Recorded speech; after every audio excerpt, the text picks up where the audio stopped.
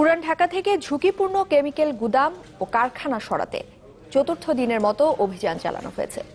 আবাসিক ভবনে গুদাম থাকায় বিচ্ছিন্ন করা হয় একাধিক বাড়ির গ্যাস, পানি ও বিদ্যুৎ সংযোগ। এদিকে হাজারীবাগে রক্সি পেইন্টের একটি কারখানায় পাওয়া গেছে বিপুল পরিমাণ রাসায়নিক। দক্ষিণ সিটি কর্পোরেশন এই অভিযান চলবে 1 এপ্রিল পর্যন্ত। অভিযান শুরু হয় চকবাজারের হরনাথ ঘোষ রোড থেকে। দক্ষিণ সিটির প্রধান স্বাস্থ্য কর্মকর্তার নেতৃত্বে তালিকা ধরে বিভিন্ন গুদামে হানা দেয় দলটি।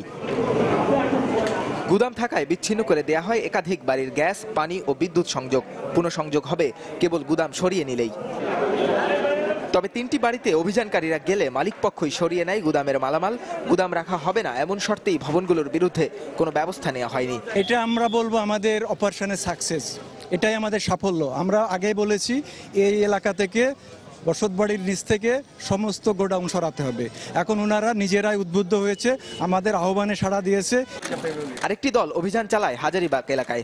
সেখানেও গুদাম ও কারখানা থাকায় বিচ্ছিন্ন করা হয় সেবা সংযোগ। আর রক্সি পেইন্টের একটি কারখানায় সন্ধান মেলে বিপুল রাসায়নিকের। আবাসিক এলাকায় এমন কারখানা শতভাগ অবৈধ বলেই এই হোল্ডিং এর গ্যাস ও পানি সংযোগ বিচ্ছিন্ন করা হয়। তবে 3 দিনের মধ্যে মালামাল সরিয়ে নেওয়ার শর্তে মালিক পক্ষের অনুরোধে বিদ্যুৎ সংযোগ বিচ্ছিন্ন করা হয়নি। গত 4 দিনে ঢাকা দক্ষিণ সিটি কর্পোরেশনের 5টি টাস্কফোর্সের দল আছে, 5টি সম্মিলিতভাবে মোট 47টি স্থাপনার বিদ্যুৎ, পানি এবং ইলেকট্রিসিটির কানেকশন বিচ্ছিন্ন করা হয়েছিল। গতকাল বিকেলে আমরা একটি কোম্পানির 4টা স্থাপনায় যেহেতু তিনি সরিয়ে নিয়ে গেছেন এবং আমরা নিশ্চিত হয়ে তার কানেকশনগুলো আবার ফিরিয়ে দিয়েছি। এই অভিযান টানা চলবে 1 এপ্রিল পর্যন্ত। নাহিদ হোসেন, চ্যানেল 24, ঢাকা।